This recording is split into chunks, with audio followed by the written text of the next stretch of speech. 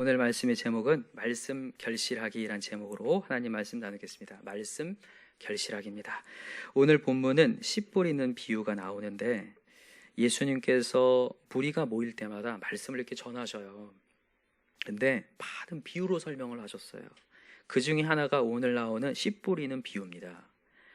너무 잘 알고 있는 말씀이죠. 제가 설명 안 해도 알 만큼 잘 알잖아요. 그래도 한번 설명해 볼게요.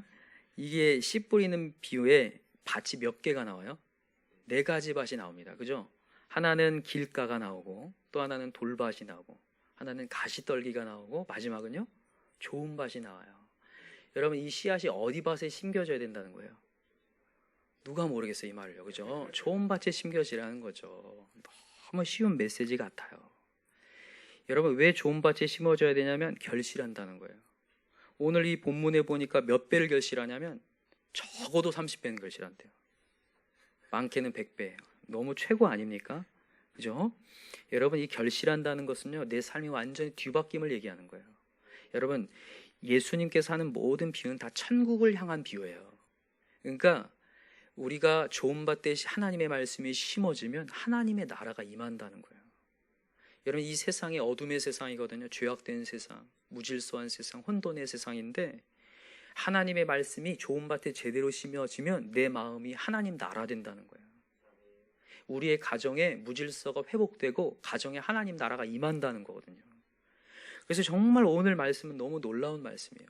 되게 쉬운 말씀인 것처럼 보이지만 정말 잘 들어야 되는 말씀이에요. 근데 또 하나 우리가 정말 굉장한 게 뭐냐면 이 씨앗은 사실 말씀을 상징하잖아요. 근데 이게 어떤 밭에 심겨지느냐, 어떤 마음 밭에 심겨지느냐에 따라서 결실하고 안 결실하고가 결정된다는 거예요. 그러니까 사람들은 착각을 해요.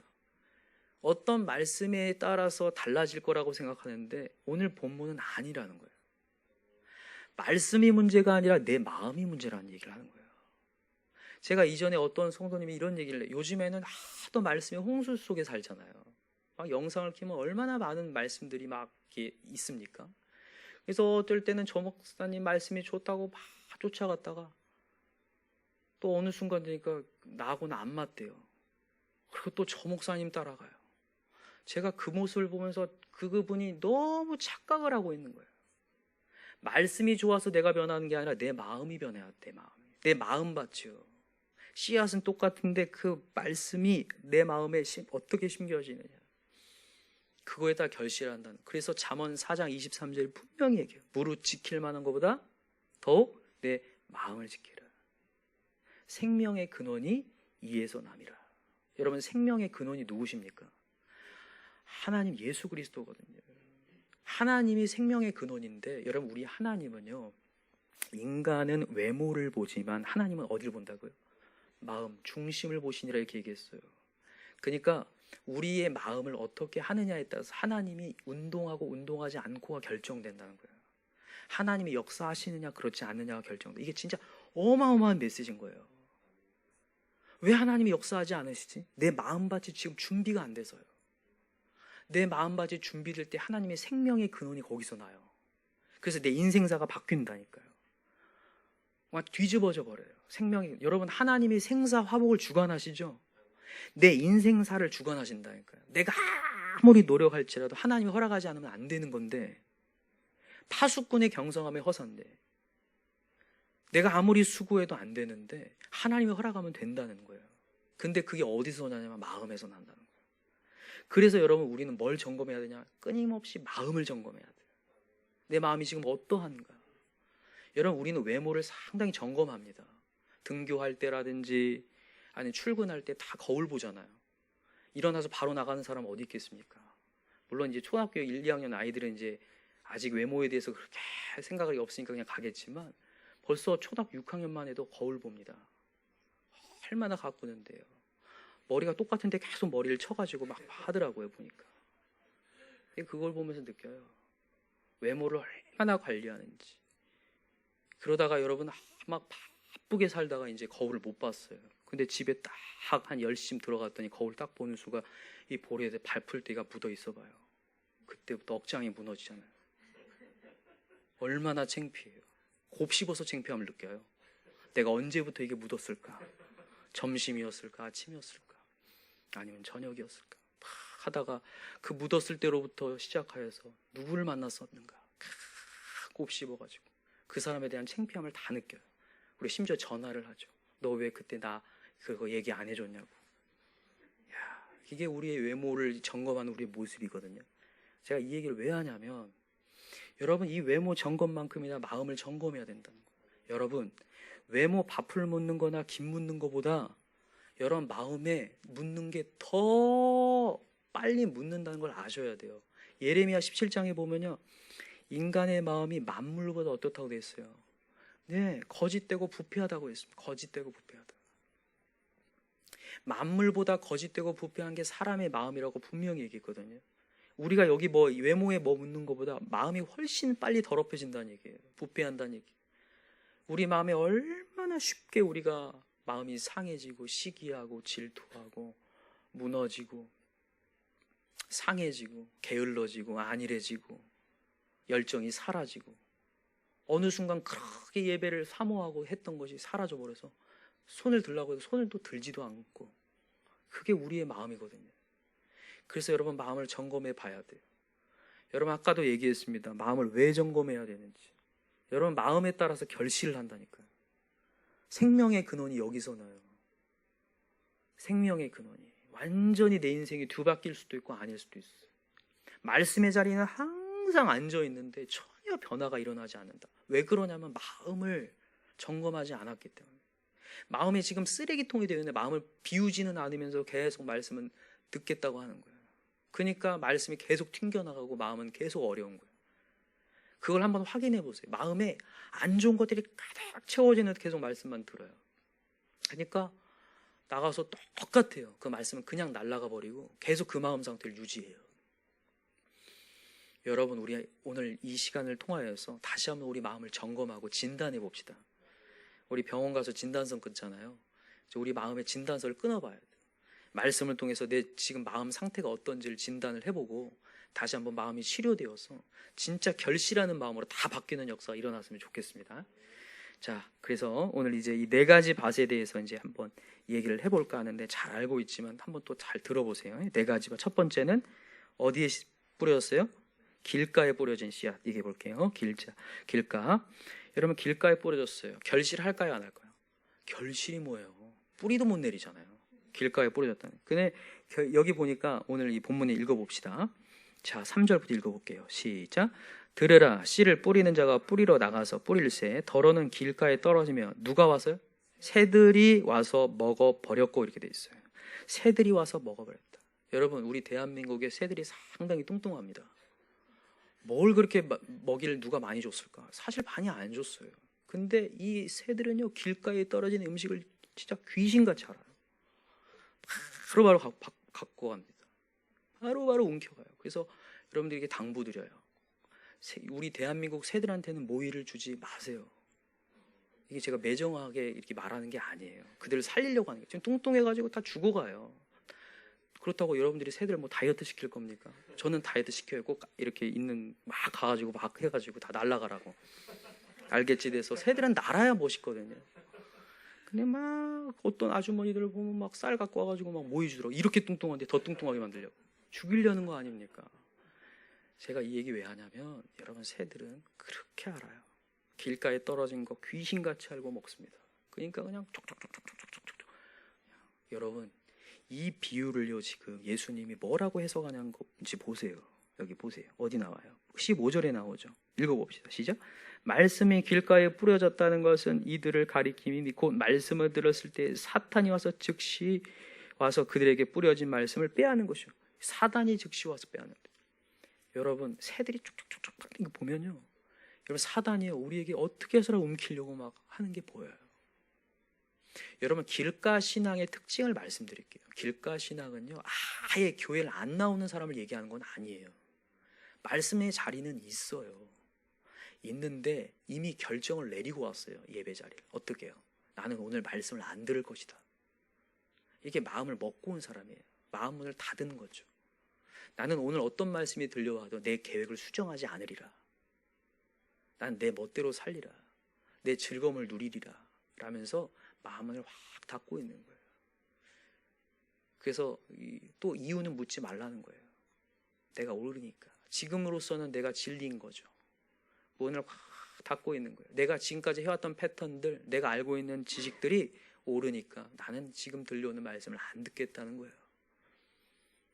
참 안타깝죠. 그러면서 이제 또 한마디를 합니다. 하나님의 뜻이 있다면 때가 되면 나를 부르겠죠. 또 이런 소리는 또 해요. 무서운 얘기죠. 때가 되면 부른다. 여러분 언제 부를지 모르는데 여러분 이건 하나님 소관이에요. 지금이 기회거든요. 지금이 은혜 받을 때라고 했어요. 사실 지금 은혜를 받아야 되거든요. 하나님, 여러분 노아 시대가 그랬어요. 시집가고 장가가고 먹고 마시다가 멸망당했다. 그들이 즐거움을 누리다가 언젠간 되겠지가 아니라 지금 회심해야 되는 거예요. 그 돌이키지 않음으로 멸망당해요. 문을 콱 닫고. 근데 제가 이렇게까지 얘기하면 우리는 별로 세당이 안 될 거라고 생각하시는 분들이 있는데 그렇지 않습니다. 왜냐하면 여러분 하나님의 말씀은 66권 모든 말씀이 버릴 게 없죠. 믿으시나요? 혹시 버릴 게 있나요? 근데 우리는요 버리고 있어요. 때로는 어떤 말씀은 잘 수용을 해요. 근데 어떤 말씀은 수용이 안 돼요. 그게 바로 길가에 버리는 말씀들이 있다는 거죠. 한번 잘 보세요, 자신을. 오늘도 메시지가 덧나오시잖아요. 이게 거의 저기 통계가 있습니다. 우리 대한민국 성도들이 좋아하는 성경 구절, 이사야 41장 같은 거, 오른손으로 붙들어 주리라 이런 거, 환난 날에 나를 부르라, 너무 좋잖아요. 하나님 응답하시니까. 그러나 막 이제 쉬지 말고 기도하라 이런 거, 주야로 묵상하라 이런 말씀들은 이제 버리죠. 옆에다 내어놓아요. 길가에다가 사단이 먹으라고. 가서 제자 삼으라. 영혼을 위해서 울라. 제자를 삼으라고 하는. 죽기까지 순종하라. 이런 메시지들은 힘들어요. 수용이 잘 안 돼가지고 버려둔다고요. 그게 우리의 길가에 버리는 말씀들이거든요. 근데 이렇게 되면요 말씀의 결실을 할 수가 없다라는 거예요. 하나님이 귀한 열매들을 거둘 수 있는 여지를 버린다는 거죠. 그래서 여러분과 제가 오늘도 길가 신앙인지를 잘 돌아보셔야 돼요. 여러분 예수님이 오늘요 이거를 비유로 얘기하신 이유를 설명합니다. 여러분 예수님은 하나님의 말씀을 누구든지 전하는 것 같아 보여도 그렇지가 않아요. 자 보세요. 오늘 본문 달아 돌아보세요. 씨 뿌리는 비유를 3절부터 쭉 설명을 합니다. 그죠? 쭉 설명을 어디까지 설명을 하냐면 9절까지 쭉 설명을 해요. 근데 비유만 딱 설명하고 마지막에 9절에 보세요. 읽어보세요. 9절 시작. 또 이르시되 들을 귀 있는 자는 들으라. 딱 비유 설명하고 들을 귀 있는 자 들으라고 딱 끝나요. 얼마나 쿨해요. 비유 해석 전혀 안 합니다. 예수님은 전혀 안 해준 거 보이시죠? 그냥 얘기하고 끝난 거예요. 전래동화 같이 딱 얘기한 거예요. 이거에 대한 뭐 어떤 깊은 뜻이나 얘기 안 씁니다. 언제 얘기하는지 보세요. 10절 보세요. 한번 읽어봅시다. 시작. 예수께서 홀로 계실 때 함께한 사람들이 12 제자와 더불어 비유들에 대하여 물으니라고 돼 있죠. 나중에 돼서 예수님이 홀로 계실 때에 그 비유를 들었던 사람들 중에 호기심을 느끼고 야 이건 과연 무슨 뜻일까? 라고 생각하는 사람들이 다시 예수님을 찾아왔다는 거예요.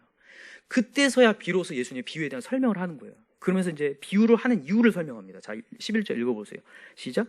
이르시되 하나님의 나라의 비밀을 너희에게는 주었으나 외인에게는 모든 것을 비유로 하나니 이는 그들로 보기는 보아도 알지 못하며 듣기는 들어도 깨닫지 못하게 하여 돌이켜 죄사함을 얻지 못하게 하려 함이라.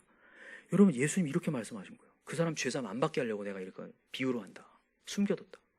여러분 이것만 보면 예수님 굉장히 심술쟁이 같잖아요. 예수님 사실 우리 죄사함 받게 하려고 오신 분인데 왜 이렇게 얘기하실까? 그 사람들 깨닫지 못하게 하려고 내가 숨긴 거야. 비밀로 한 거야. 뭐 알아듣지 못하게. 지금 그 얘기를 하는 게 아니에요. 예수님이 원하시는 게 뭐냐면 적극적으로 찾아오는 신앙을 원하신다는 걸 얘기하는 거예요. 여기 보면 거기 있는 군중들과 제자들과 똑같이 비유로 설명했을 때 다 못 깨닫습니다. 아무리 전해도 다 못 깨닫. 여기 나와요. 13절 보면 나오죠. 또 이르시되 너희가 이 비유를 알지 못할진대 라고 돼 있죠. 그 제자들도 몰라서 온 거잖아요. 그러니까 다 못 깨닫고 있어요. 그러나 그 가운데 정말 하나님의 말씀을 알려고 찾아오는 영혼, 마음 문을 열고 주님께 찾아오는 영혼에게 하나님의 말씀이 허락된다는 걸 얘기하는 거예요. 우리가 오늘도 하나님의 은혜를 받겠다고 마음 문을 열 때 하나님이 부어집니다. 하나님은 뭘 원하시냐면 우리의 갈급한 심령을 원하세요. 야, 은혜를 받겠다고 말은 엄청 성령 받겠다고 해놓고 갈급한 심령인데 정말 저는 주님 성령이 필요합니다라고 한 야곱의 씨름이 없으면요, 하나님은 응답할 수가 없어요. 여러분, 그래서 마태복음 7장 7절에 보면 구하라 그리하면 주실 것이요, 이 말씀이 있는 거예요. 이 구하라, 찾으라, 문을 두드리라는 아주 적극적인 신앙을 얘기하는 거예요. 우리 지난번 중풍병자 얘기했지만 이 중풍병자 환자가 이 안으로 들어가려고 하니까 무리가 너무 많아서 못 들어가니까 어떻게 합니까? 포기합니까? 어떻게 해요?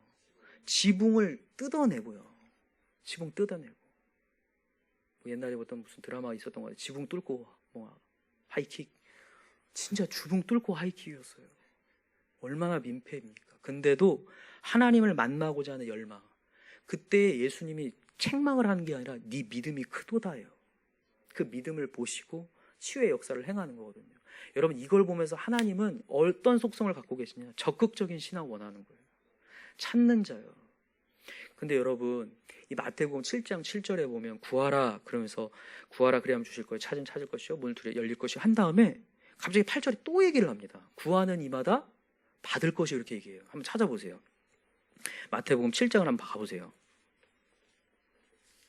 이 메시지가 참 중요하니까 한번 가봅시다. 마태복음 7장 7절.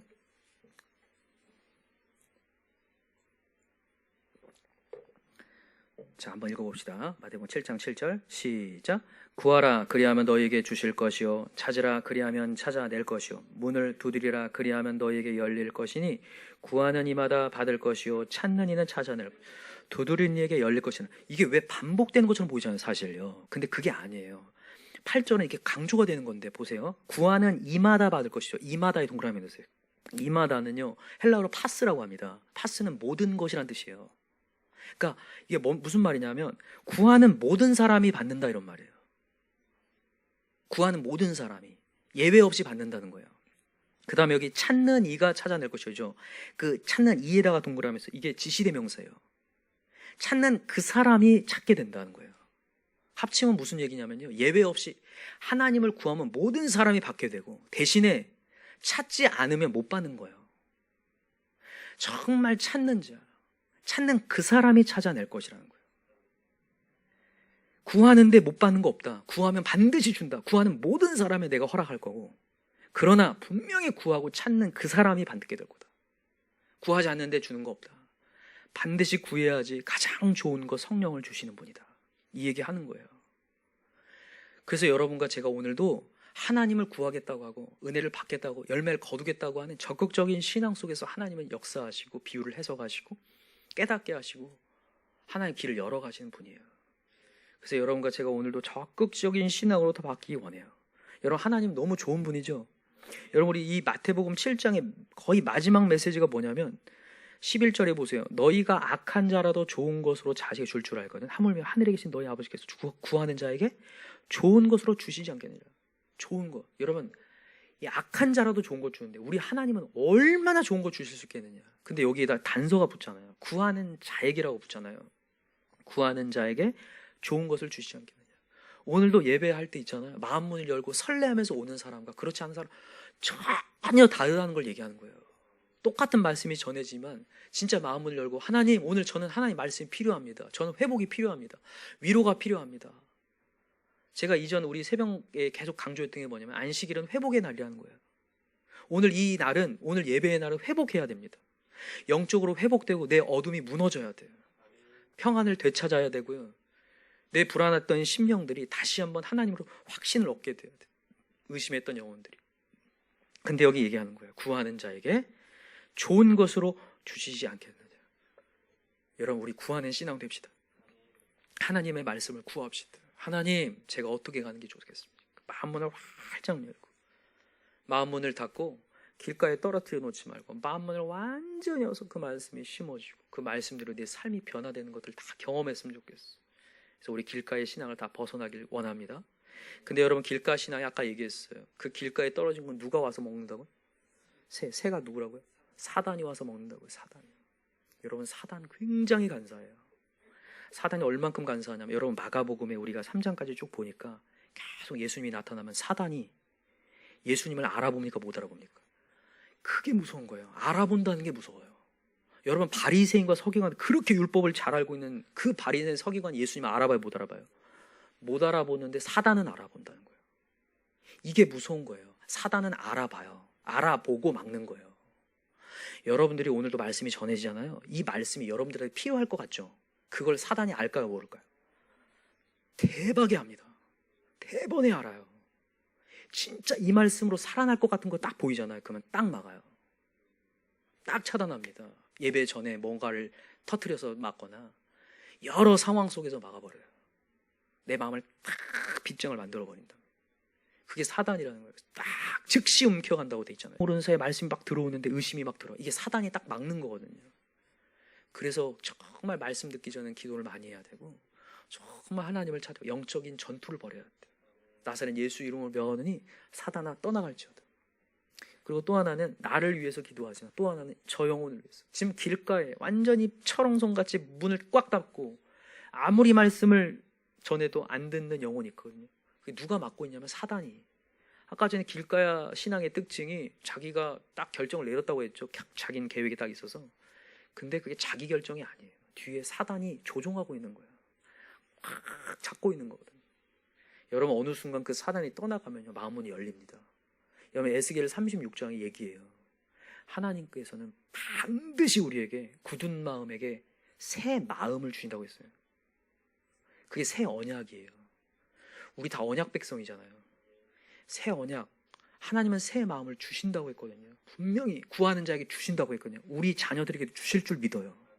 굳은 마음에게 부드러운 마음을 주실 줄 믿어요. 그래서 여러분, 영적인 전투를 벌여야 돼요. 여러분, 전투를 언제까지 해야 되냐? 승리할 때까지 해야 돼요. 마음문이 열어질 때까지.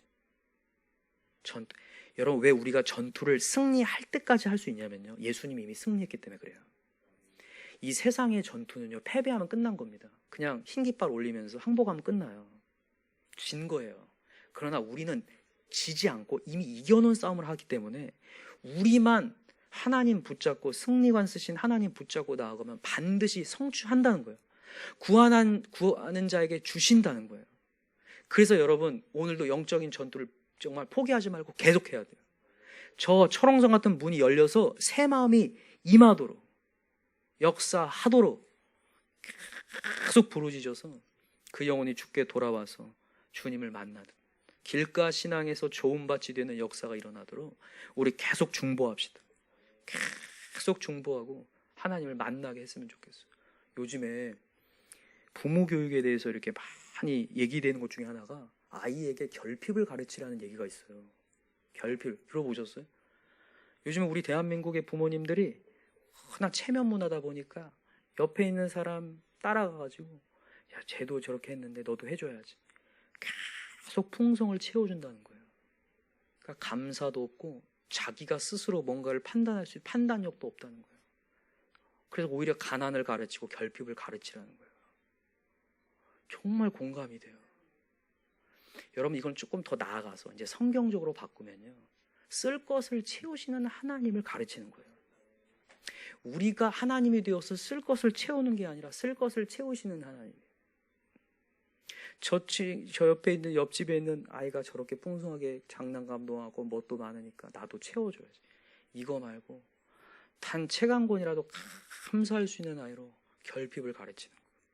이럴 때 점점점 자기가 계단처럼 자기의 스스로 뭔가가 되어지고 자기에게 뭔가 주어졌을 때 거기에 대한 감사를 느끼고 하나님을 찾는다는 거예요.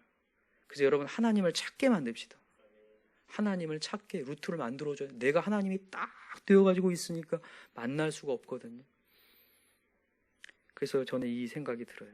오늘도 우리는 다른 거 하지 말고 큰애 사로잡혀 있는 사단 마귀가 떠나갈 수 있도록 간절히 기도하고 그에게 막 뭔가를 도움을 주고 공급할 게 아니라 그 영혼을 위해 기도해주고 그가 하나님을 찾을 수 있도록 이렇게 해주는 거예요. 야, 정말 이 부모 교육이 정말 이 성경적인 거구나라는 걸 다시 한번 느껴요. 쓸 것을 채우시는 분은 하나님인 줄 믿습니다. 그래서 어떻게 해서라도 하나님 만날 수 있도록 우리가 그렇게 기도해주고 중보해주고 그렇게 나아갈 수 있는 저와 여러분들 기도합니다. 두 번째입니다. 두 번째는 무슨 밭이죠? 돌밭입니다. 자, 돌밭은 어떤 밭이냐? 이 돌밭은 여기 5절에 한번 읽어봅시다. 우리 본문에 돌아와 보세요. 마가복음 4장 5절 같이 읽읍시다. 시작. 더러는 흙이 얕은 돌밭에 떨어짐에 흙이 깊지 아니하므로 곧 싹이 나오나 해가 돋은 후에 타서 뿌리가 없으므로 말랐고, 이렇게 되죠. 흙이 얕은 돌밭이다. 여러분, 돌밭 하면요, 이게 밭이 있는데 막 돌이 막 무더기로 있는 밭을 얘기하는데 생각할 수 있는데 그게 아니에요. 집안이 돌이라는 거예요. 밑에 집안이 돌이고 그 위에 지금 흙이 이렇게 덮여 있는 거예요. 근데 밑에 집안이 돌이기 때문에 심었는데 그 뿌리가 점점 자라면서 밑으로 뻗잖아요. 근데 돌이 있으니까 뻗지 못한다는 얘기를 하는 거예요. 이 이스라엘은요, 돌 집안이 많습니다. 돌로 된 데가 많아요. 돌산들이 많습니다. 제가 가보니까. 그러니까 이게 지금 이해가 돼요. 흙이 잠깐 위에만 이렇게 덮여 있어요. 그래서 밭인 줄 알고 심었다가 낭패를 보는 경우가 많다고 해요.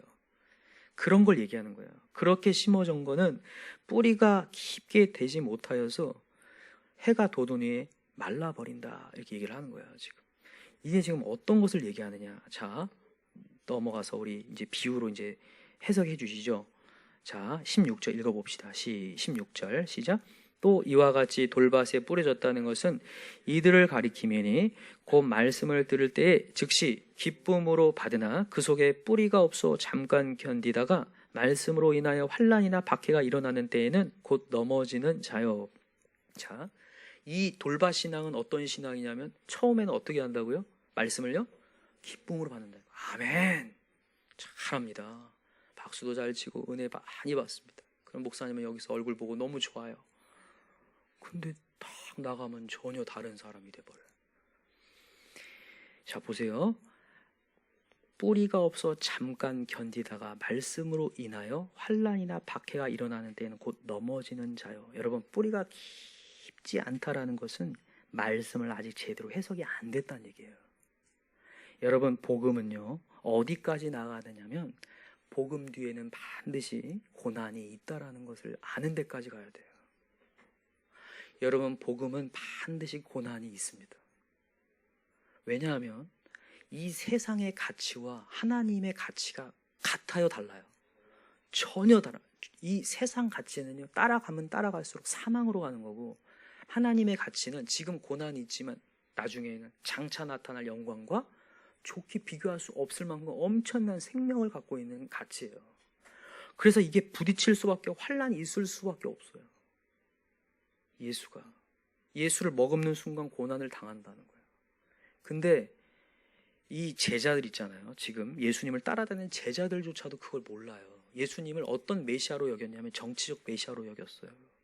그래서 예수님 따라다니다 보면 어느 한 자리 차지하겠지, 권력을 갖게 되겠지라고 생각했어요. 베드로가 그랬잖아요. 그래서 예수님이 내가 이제 십자가에 달려 돌아간다, 나는 이제 죽을 것이다라고 얘기하니까 예수님 그럴 수 없다라고 얘기하잖아요, 베드로가. 그게 왜 그러냐면 예수님 권력 있고 힘 있는 분 아닙니까? 한번 쓸어버릴 수 있는 분 아닙니까? 착각하는 거예요. 복음의 위력을요, 어떤 힘으로 착각하는 거예요. 그러나 여러분, 예수님이 우리를 구원한 건 힘으로 구원한 거 아닙니다. 고난으로 구원한 거예요. 그래서 예수님께서 이 베드로한테 하시는 얘기가 있어요. 한번 찾아봅시다. 마가복음 8장을 한번 가보세요. 8장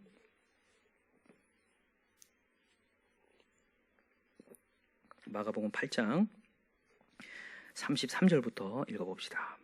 마가복음 8장 33절 같이 시작. 예수께서 돌이키사 제자들을 보시며 베드로를 꾸짖어 이르시되 사탄아 내 뒤로 물러가라. 네가 하나님의 일을 생각하지 아니하고 도리어 사람의 일을 생각하는도다 하시고 무리와 제자들을 불러 이르시되 누구든지 나를 따라오려거든 자기를 부인하고 자기 십자가를 지고 나를 따를 것이니라. 누구든지 자기 목숨을 구원하고자 하면 잃을 것이요 누구든지 나와 복음을 위하여 자기 목숨을 잃으면 구원하리라. 이 자기 부인과 십자가를 짊어지는 두 가지를 얘기하시는 거예요. 지금 네가 진짜 내 제자라면. 예수님이 지금 베드로가 예수님 이 고난 받으시면 안 됩니다 막으니까 너 지금 하나님 일 생각하지 않고 사람 일 생각하는, 이게 무슨 얘기냐면 너 세상 방식 생각하는구나, 하나님의 구원 방식을 생각하지 않는구나, 이렇게 얘기하면서 하는 거예요. 그러면서 네가 진짜 제자가 되려거든 자기를 부인하고 십자가를 짊어짐. 이 두 가지 얘기예요. 자기 부인과 십자가 짊어짐. 여러분에게 자기 부인이 과연 뭘까? 자기 부인이 뭘까? 여기 뒤에 35절 해석을 하는 거예요. 누구든지 자기 목숨을 구원하고자 하면 잃을 것이고 누구든지 나와 복음을 위하여 자기 목숨을 잃으면 구원하리라. 여러분, 예수라고 하는 복음이 내 죽음과 목숨과 바꿀 수 있느냐는 거예요. 여러분, 그 정도의 가치가 되는 분입니까? 그럴 때에 진정한 제자가 된다는 얘기를 하는 거예요.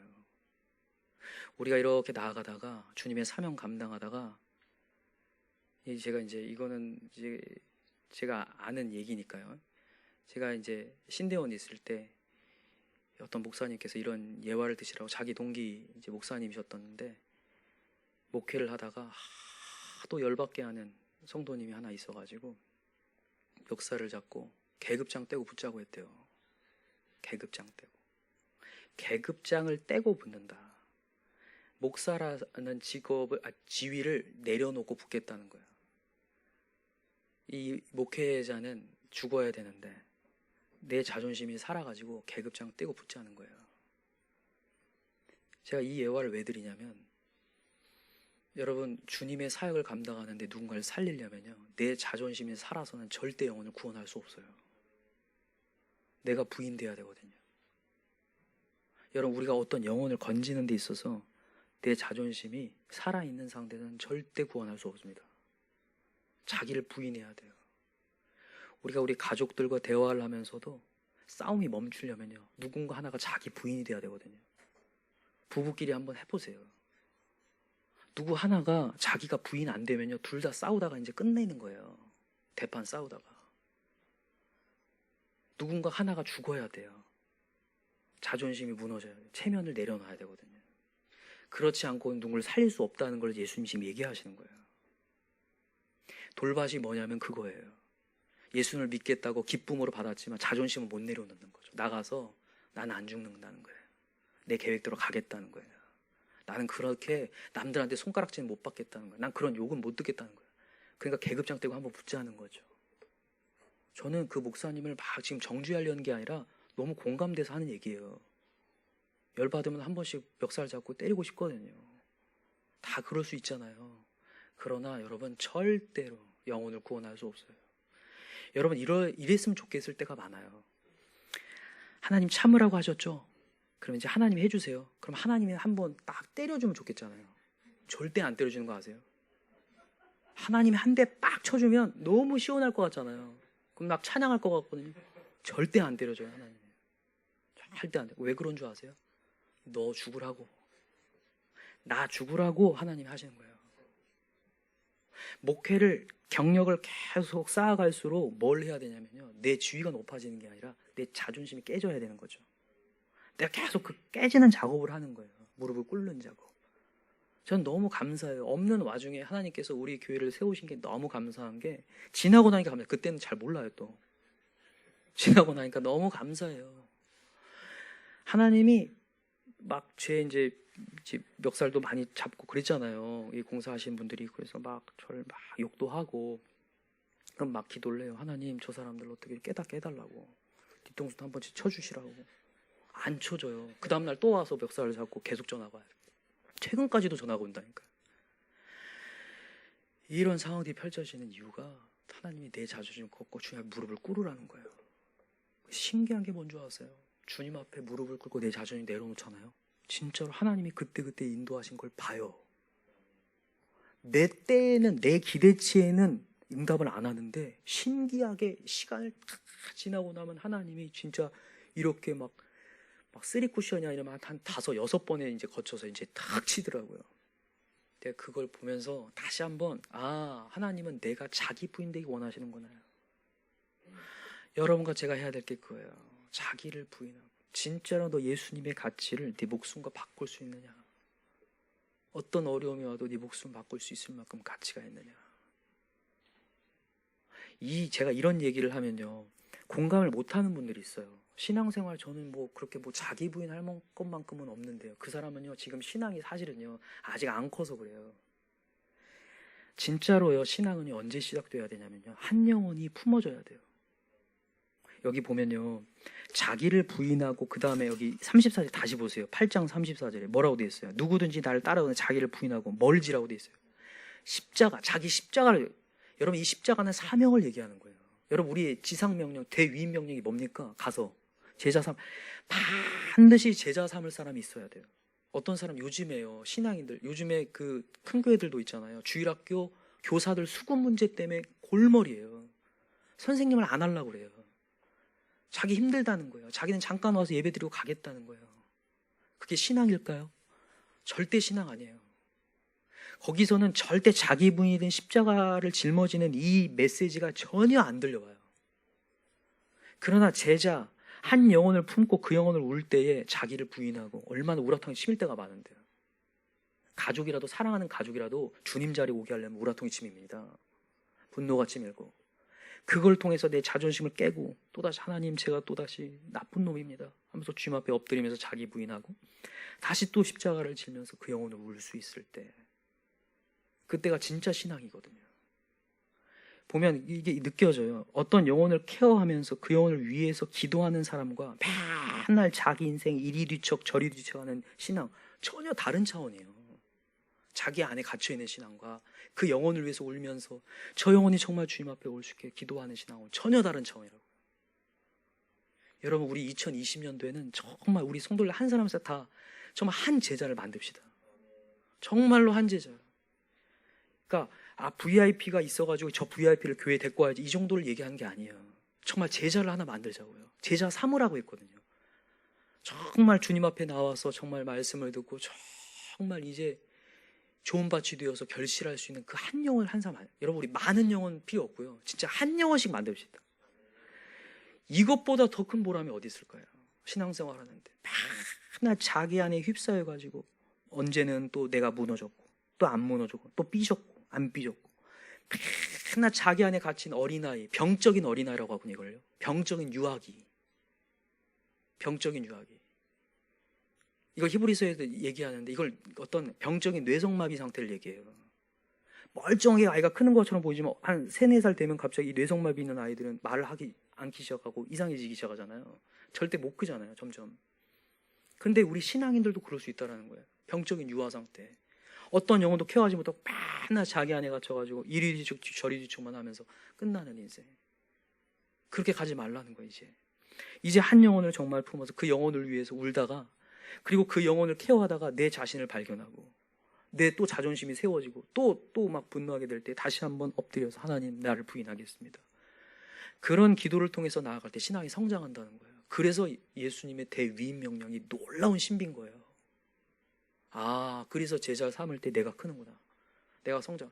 그래서 우리 학생들도 마찬가지고, 우리 지금 여기 출근하는 우리 직장인들도 마찬가지고, 꼭 우리 2020년 기도합시다. 한 제자, 하나님 결실케 하여 주옵소서.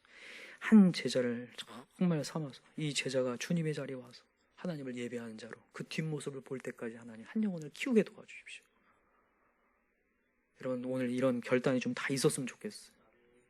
그래서 이 지금 자기 부인과 십자가 짐이 무엇인지를 와닿았으면 좋겠어요. 공감하고, 그렇구나, 내가 영혼을 품으려면 내가 목숨을 걸어야 되구나, 내 자존심을 내려놔야겠구나, 그렇지 않으면 저 영혼을 살릴 수가 없는 거구나.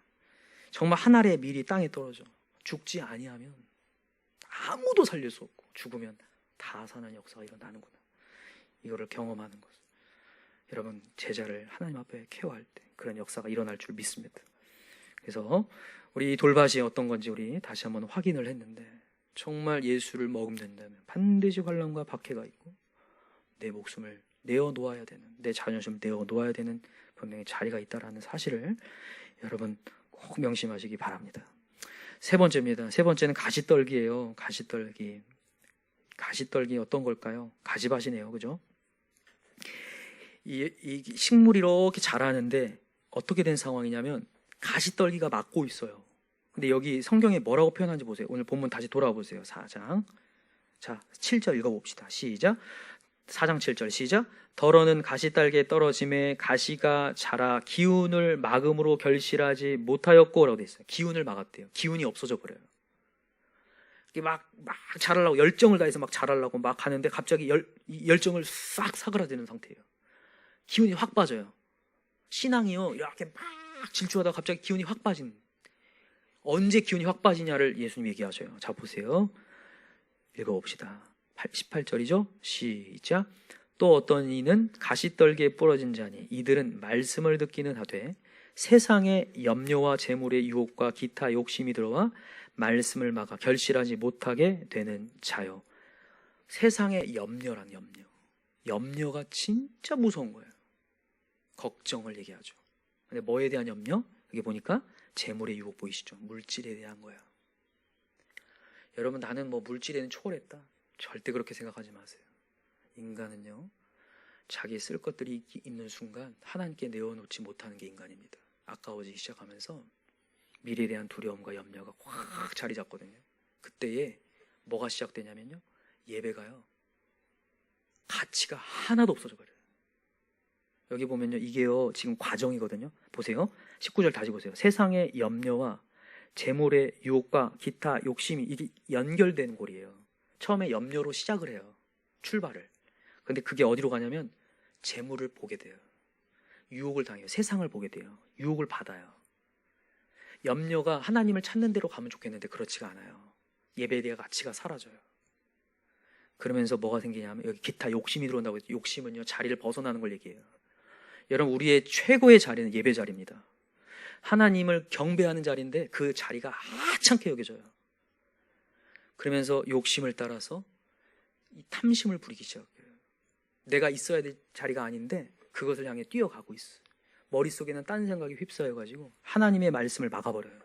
나도 모르게. 그래서 마태복음 6장 얘기해요. 너는 무엇을 먹을까? 마실까? 입을까? 뭐 하지 말라? 염려하지 말라. 이건 누가 하는 것이다? 이방인이 아닌 것이라고 돼요. 이 염려는 누가 하는 거라고요? 이방인. 너와 나는, 예수를 아는 자는, 하나님을 전능함을 믿는 자는 이거 염려하는 거 아니다. 여러분, 우리가 할 거 아닙니다. 염려는요. 우리 염려하지 맙시다. 내일 일을 염려하지 말라. 내일 일은 내일이 염려할 것이다. 내일을 주관하시는, 여러분, 내일 일은 내일이 염려한다는 말이, 그 내일이라는 단어가 미래잖아요. 미래는 여러분 하나님 거인 거 아시죠? 여러분, 미래 점쟁이 거 아닙니다. 귀신 아닙니다. 제발 점치러 가면 안 돼요, 여러분. 미래는 하나님 거예요. 시간을 창조하신 하나님 거기에 내일은 내일이 염려할 것이요 그날의 괴로움 그날의 족하다, 이렇게 말씀하셨어.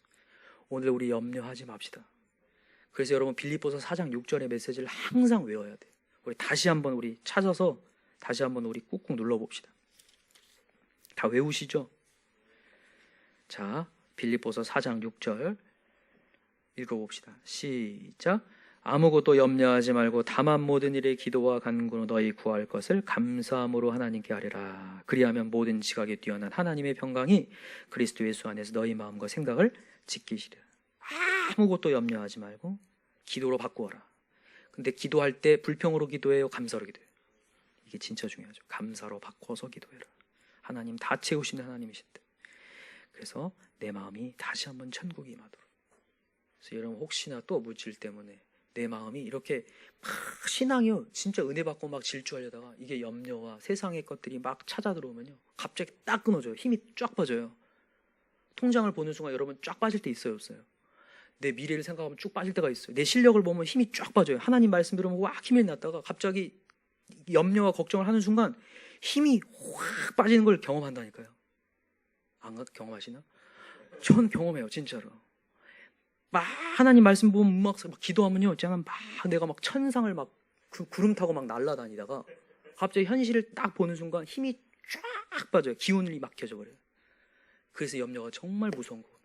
오늘도 아무것도 염려하지 말고 평강의 하나님을 찾아야 되겠구나. 여러분, 그럴 때 여러분 우리 결실하게 될 줄 믿습니다. 마지막에 좋은 밭이 얘기하는데 이 좋은 밭은 어떤 밭이냐면 이 세 가지를 덮는 밭이죠.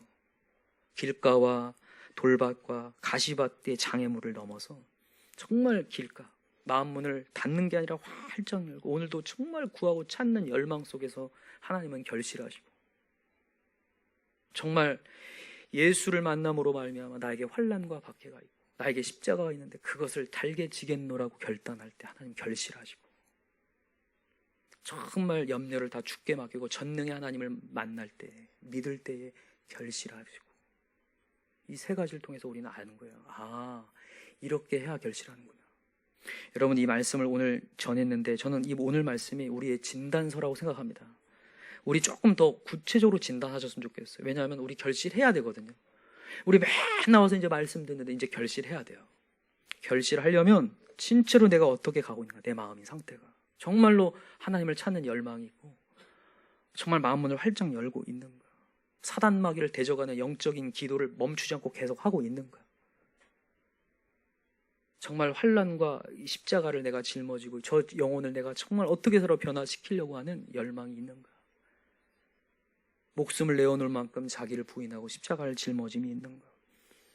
오늘도 여러 가지 내 상황 속에서 염려하고 내 실력 묵상하고 미래에 대한 두려움 속에서 사는 것 아니라 전능의 하나님 믿고 나아가는 거야. 여러분, 이럴 때 분명히 말씀이 결실하는 역사 일어날 줄 믿습니다. 얼마큼 결실해요? 30배, 60배, 100배. 우리 가정마다, 우리 인생마다 하나님의 나라가 임하고 역사가 임하는 것들을 다 볼 수 있었으면 좋겠습니다. 우리 교회에 지금 말씀 큐티, 암송, 필사 운동 벌이고 있는데 이 운동의 핵심은요, 좋은 밥 만들기 위해서요. 말씀에 좋은 밥 만들어서 이 말씀이 심겨지면 분명히 결실합니다. 그래서 항상 이런 말씀을 볼 때 마음을 점검하시고 이런 마음 상태로 나아가서 다 결실하는 역사가 일어났으면 좋겠습니다. 자, 우리 이제 기도합시다. 이 시간에 한 목소리로 기도할 때 제일 우리 첫 번째 기도할 게 뭐냐면 내 자기 부인인 것 같아요. 우리가 그렇게 자존심 내려놓기가 어려워요. 대부분의 사람이 돌밭에서 많이 무너집니다. 저를 비롯하여서. 우리 이걸 그냥 자존심을 그냥 자존심이라고 부르지 않잖아요. 앞에다 똥을 붙이잖아요. 정말 이 더러운 자존심 때문에 그렇게 하나님을 짓밟아요. 나도 모르는 사이에. 우리 대한민국 사람들이 체면 문화잖아요. 그래서 오늘 이 시간에 자기를 부인하고 저 영혼을 위하여서 더 올 수 있고 정말 십자가를 내팽개치지 않고 우리가 나도 모르는 사이에 내 감정이 격해지면 진짜 그런 말이 나오잖아요. 그래, 지옥에나 가라. 예, 아닙니다. 정말 저 영혼을 위해 붙잡고 영적으로 정말 전투를 벌였어. 한 영혼은 제자 삼는데 정말 줄여갈 수 있게 해달라고. 우리 2020년도에 정말 우리 한 영혼을 제자 삼읍시다. 여러분, 간절히 기도하는 자에게 하나님 응답하실 줄 믿습니다. 정말 구합시다. 정말 한 영혼을 제자 삼고 그 영혼이 정말 하나님 나라 임하는 걸 보게 해달라고. 자, 우리 한 영혼을 위하여서 우리 주여 삼창 간절히 부르고 기도합시다. 주여, 주여, 주여.